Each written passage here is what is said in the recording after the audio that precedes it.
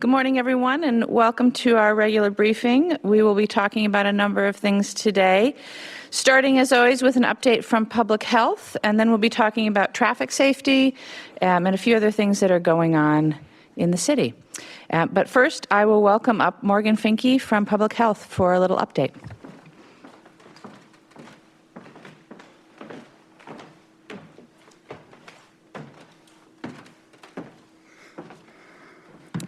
Good morning. We shared this week that on Saturday, April 2nd, will be the final day for operation for testing and vaccination clinics at the Alliant Energy Center. The closure, just another example of how we continue to adjust our response to meet the current needs of our community. With dramatically decreased levels of COVID cases, hospitalizations, deaths in recent weeks, we are also seeing a decrease in the demand for vaccines and tests in Dane County. As we mark this milestone, it's important to recognize the incredible team effort that has unfolded over the past 2 years as we've kept the various clinics running at the Alliant Energy Center. A true collaboration between partners at the county, state, and federal level. And of course, a big thank you to the staff at the Alliant Energy Center who have worked alongside us to make these clinics as accessible and welcoming as possible. And of course, a big thank you to everyone who turned out to utilize these services, the people of Dane County who really helped us keep it running. That said, there are still plenty of options for getting your COVID vaccines and tests provided by public health and other partners. We offer testing and vaccination at our South Park Street Clinic, and we also offer vaccination at our East Washington Street Clinic. You can find hours and locations on our website as always. That's also where you'll find a list of our trusted testing partners. Or if you have symptoms, you can also utilize your healthcare provider for a test. Now for a quick summary of where cases stand. Our current 7-day average of cases is 60 cases per day, which is relatively stable compared to a week ago. Hospitalizations have also stabilized, with the 7-day average of people who are currently in the ICU with COVID at the lowest levels we've seen the entire pandemic. You may have heard some news about the Omicron subvariant BA.2, and so I want to share a few updates and things that we're learning about it. The majority of samples sequenced at this point, both statewide and nationally, continue to be identified as the original Omicron variant. So far, a total of 155 cases of that subvariant have been identified in Wisconsin. And while the percent of tests that are sequenced and identified as BA.2 do appear to be increasing, reinfection of BA.2 after being infected with BA.1, that original Omicron, appears to be rare based on recent research out of Denmark. One last thing I wanted to address quickly is that some of you may have heard news about the Moderna vaccine planning to request authorization for its low-dose vaccine for kids under 6. I just want to remind everyone there are several steps and approvals that have to happen before such a move would affect Dane County, but of course we'll continue to monitor it and keep you updated as we learn more. Thank you.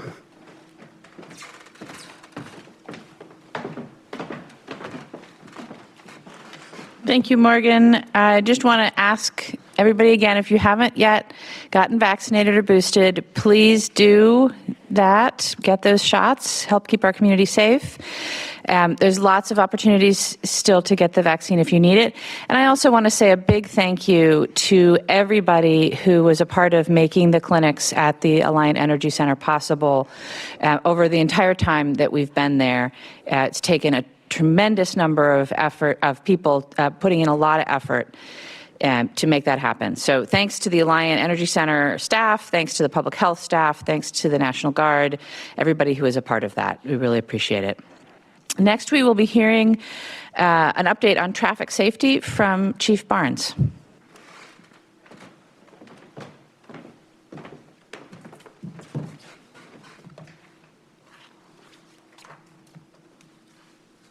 Thank you, Madam Mayor.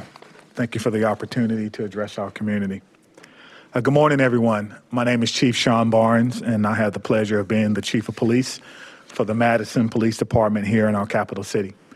This year, the Madison Police Department has identified 3 strategic areas of focus.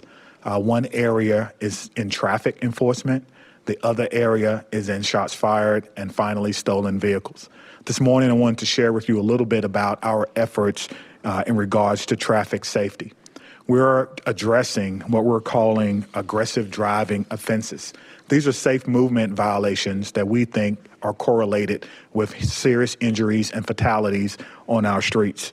These are things like speeding, reckless driving, operating a vehicle while intoxicated, racing, and also red light violations. These are things that also we hear about every day. We are a community policing organization, and as we meet with different members of our community, different neighborhood associations, I can tell you personally that not a day goes by that someone does not talk to me about one of these different violations that I just discussed, specifically racing and racing along East Washington Street. This year, we're going to be laser focused in reducing these. Our analysis through our partnership with with Vision Zero has identified three main areas of focus. We've added a fourth. The fourth are community neighborhoods that are identified through our community partnerships, through our community policing program, and through our conversations with our valued community members. The other three are Mineral Point Road, the Beltline, and East Washington Street. So to be specific, it doesn't mean that if they're speeding on your neighborhood, in your neighborhood, we want to address that. But it does mean that these three that I just mentioned are identified as what we call our high injury network. For example, on Mineral Point Road, Beltline, and East Washington Street, they have accounted for 57% of all fatalities within our city. Last year in 2021, these three roadways alone accounted for 8 fatalities. 18 serious injuries occurred on these roadways as well. And thus far, we've seen 2 very serious crashes along this area. We continue to evaluate these roadways. We continue to look at our efforts to ensure that we're focused on the right place and to ensure that our resources are where they need to be. So let's talk a little bit about the scope of this problem and what we're seeing in 2021. In 2022. In 2022, thus far, we've had 18 serious injuries compared to 11 the same time last year. We've experienced 5 fatalities compared to 1 last year. So as you can about imagine, we have increased our enforcement efforts. We have to. And we're focusing on those safe movement, those aggressive driving behaviors that I mentioned earlier. So far this year, we've had a 25% increase in the overall level of citations or warnings issued compared to last year this time. On East Washington Street and the Beltline, they currently account for about 30 to 35% of all the citations that we have issued. On East Washington Street, our enforcement efforts have increased nearly 135% compared to that point last year. In one of our operations, we were targeting people on the Beltline driving 30 miles per hour or above. And in the span of a few hours, we wrote over 30 tickets. We need our community to drive safe. We need our community to obey all the laws of the road and to consider others when we're driving. But we will continue to work with our city partners. We'll continue to work with our Vision Zero network to identify any other areas of focus in this regard. We also are looking into the driving behaviors that really directly impact what I believe are quality of life issues for those persons who live and work along the East Washington Street corridor. We'll continue to use grant-funded overtime to augment our traffic enforcement efforts to make sure that we're specifically focused on East Washington Street. Now, I've been told that we are approaching racing season. So I want to assure our community that there will be no racing season this year. Racing season has been canceled. So we want to make sure that our officers are at the right place at the right time to give good education, to give good warnings, and when appropriate, to give citations for those persons who think that East Washington Street is a drag strip. It is not. In 2021, our officers dedicated about 1/3 of their officer hours to East Washington Street, and we will continue to do this. Lastly, this is a problem-oriented policing initiative. And so what that means is that we currently and consistently evaluate our efforts, and we also, most importantly, partner with other parts of our city We also partner with our business community, and we certainly need to partner with our community for education, for understanding, so that we can all get home the same way we left. Thank you.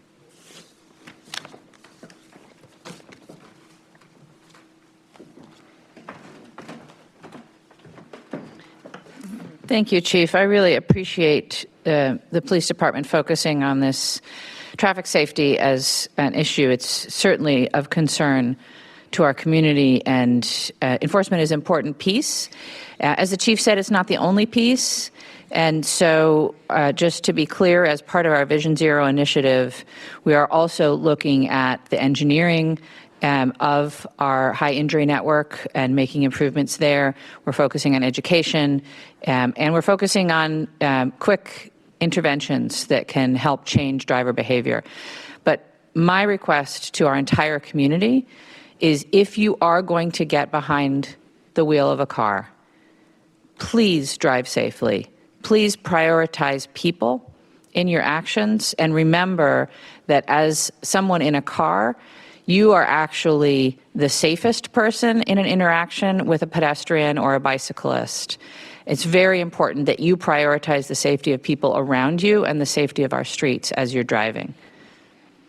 And as I said, we'll continue as a city to focus on safety in our streets and to make sure that we're using all of the tools available to us to improve safety. But it does take our entire community to build a culture of safety, and I hope that you will help with that.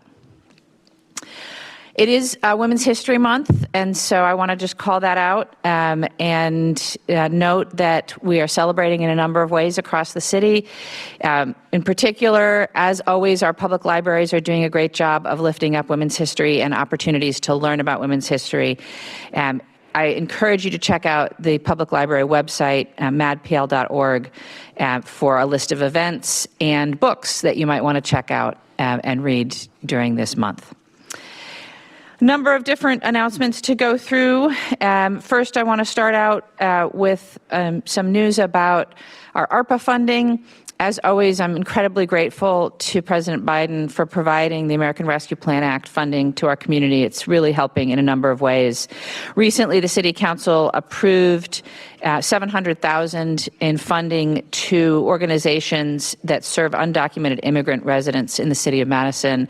We directed this funding to the undocumented community because many of them face barriers in accessing other public funds that have come through pandemic relief. So it's important for us to make sure that we're helping everybody who's in need that has been impacted by the pandemic, and we're leaning on 8 community-based organizations that got these awards to help us in that. And so thank you and congratulations to the African Center for Community Development, the Catholic Multicultural Center, Centro Hispano, the Community Immigration Law Center, the Latino Academy for Workforce Development, the Rainbow Project, RISE Wisconsin, and the Vericourt Neighborhood Center. We really appreciate their partnership with us and their service to our community. If you are a homeowner and you have been impacted by the pandemic, there is now a program for homeowners through the state of Wisconsin, the Wisconsin Help for Homeowners program. The beginning of the month, Governor Evers announced this, and I'm really grateful to the governor for all of his support for folks through the pandemic. This is just one of many ways that he's been helpful. Any eligible homeowners with or without a mortgage who have experienced financial hardship because of the pandemic can receive financial assistance with overdue housing-related bills like mortgage payments, property taxes, utilities, housing counseling, and legal services. You might qualify if you are a homeowner. If your household income is at or below 100% of the area median income, and if you experienced a qualified hardship after January 21st, 2020. The application is live and open. It's a first come, first serve. You can check it out at homeownerhelp.wi.gov. That's all one word, homeownerhelp.wi.gov. Or if you want more information and assistance, you can call 855-2-HOME-WISCONSIN. So that's 855-2-HOME-WI, 855-2-HOME-WI. And both the application portal and the call center are available in Spanish, Hmong, and Somali in addition to English. If you are a renter or a landlord in need of financial assistance as a result of the pandemic, you can still access that assistance through the Dane Core 2.0 emergency rental assistance programs. And I really encourage everybody to take advantage of any of these programs that you might be eligible for to help support your recovery from the pandemic. It may have come to your attention that we are getting close to the April election. There's a number of things on the ballot on April 5th, and we, as always, encourage people to be voters if you're eligible. This April, you can vote for the Court of Appeals judge in District 4, Dane County Circuit Court judge. There's 5 different branch seats. There are 37 Dane County Board supervisors that are elected on a district basis, so your county board supervisor is up for re-election. There are also 3 seats on the Madison Metropolitan School District Board, a number of other school districts in the county, and I think that might be it. So there's a number of different things around the county, but for Madison, it's going to be the judges, the county board, and the school district. And I really encourage people to check out these races, to educate yourself, and to vote. You can find a sample ballot at myvote.wi.gov. So if you want to see everything that's on your ballot, you can enter your address and find that out. I do want to note that because of the census and redistricting, many people's polling places have changed. We did mail postcards to everybody, but you should definitely confirm your polling place before you head out to vote on April 5th. You can look that up at cityofmadison.com/where do I vote? All one word, cityofmadison.com/where do I vote? You also need photo ID to vote, and so there's a number of different types of acceptable photo ID, including a Wisconsin driver's license, Wisconsin DOT issued photo ID card, a passport, a military ID card, and a number of other things. So please remember to get yourself a photo ID that's good for voting. If you need help getting that ID, the Dane County Voter ID Coalition can help you. They will help you get to the Department of Motor Vehicles and work through the application process to get a voter ID. You can find out more or get their help at voteridwisconsin.org, voteridwisconsin.org, or you can call 608-285-2141, 608-285-2141. In-person absentee voting started on Tuesday here in Madison, and so if you want to vote early, you still have that option. Many folks have requested an absentee ballot already. You can do an in-person absentee ballot, or of course you can vote on Election Day.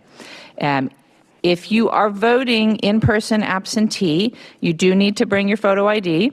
If you want to register for the first time or to update your registration because you have moved or you've changed your name, you do need to also bring proof of residence.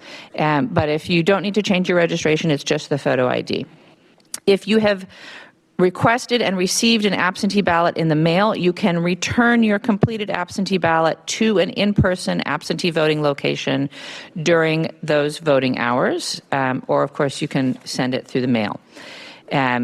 And as always, at the end of the voting shift for any given day, all of these absentee ballots will be brought to the clerk's office in a courier bag with a tamper evidence seal. There is a unique serial number on each of those seals, and it's documented in a chain of custody form, as is the number of absentee envelopes that are sealed in that courier bag. The clerk's office and the City of Madison take the security of our elections incredibly seriously, and our clerk's office does a fantastic job at running elections, I have to say. If you want to vote absentee in person, here are your options. You can vote at the clerk's office in the City County building from 10 a.m. to 7 p.m. Monday through Friday, March 22nd through April 1st, and 11 a.m. to 4 p.m. on Saturday, March 26th, and on April 2nd. You can also vote at the Warner Park Community Recreation Center, the Alicia Ashman Library, the Goodman South Madison Library, Hawthorne Library, Meadow Ridge Library, and Pinney Library. And at all of those locations will be open 11 a.m. to 6 p.m. Monday through Friday, March 22nd through April 1st, and 11 to 4 on Saturday, March 26th and April 2nd. At the East Madison Community Center, you can vote 11 a.m. to 4 p.m. Tuesday through Friday, March 22nd through 25th. At the Madison College Truax campus and Goodman South campus, and also at Edgewood College, you can vote 11 a.m. to 2 p.m. Monday through Friday, March 28th through April 1st. And at the UW-Madison Memorial Union and Union South, you can vote 11 a.m. to 4 p.m. Monday through Friday, March 22nd through April 1st. So lots of options to vote in-person absentee if that's what you would like to do. The poll workers are out there, they are ready for you, and they are eager to help you vote. In other election security news, there will be the public test of election equipment this Saturday. The clerk's office always does a public test of our tabulators to make sure that they will accurately count votes on Election Day. They test each machine for accurate vote count.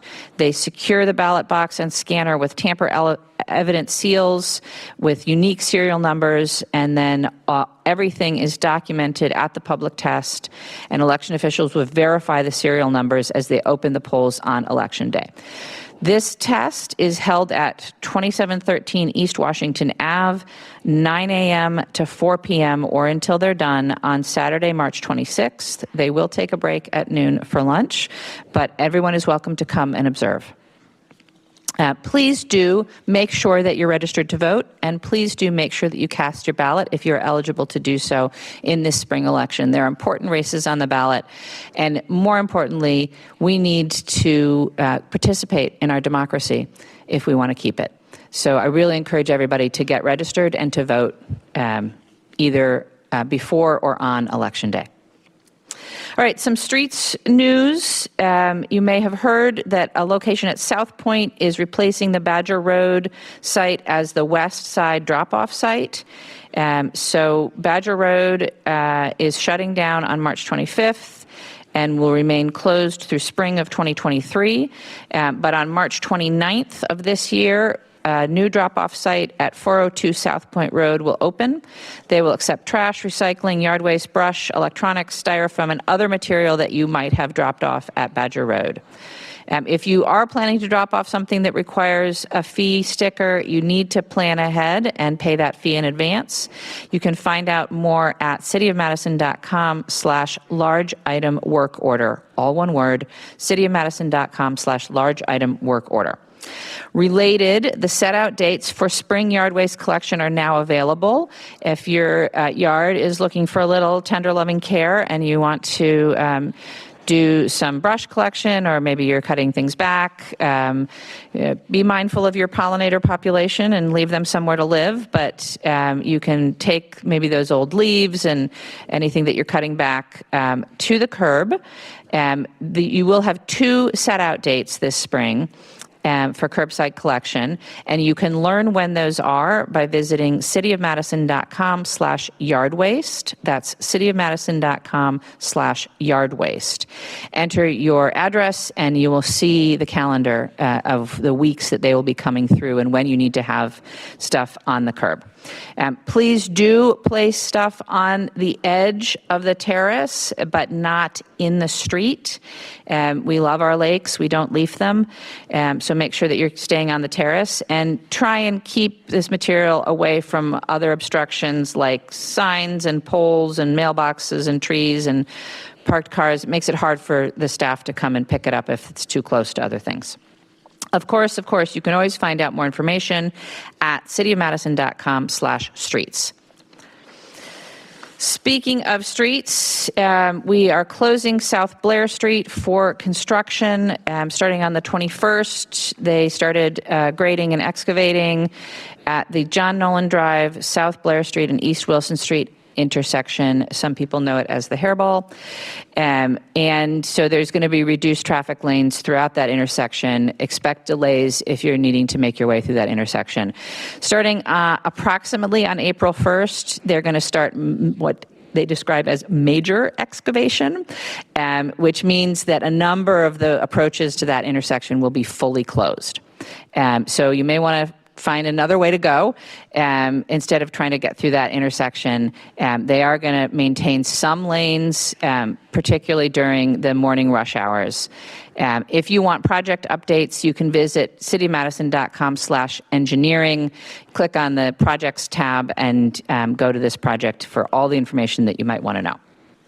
If instead of trying to drive through a crazy intersection, you want to try a B-cycle, I'm happy to announce that Madison B-cycle, our public libraries, and our Public Library Foundation have relaunched the Community Pass program.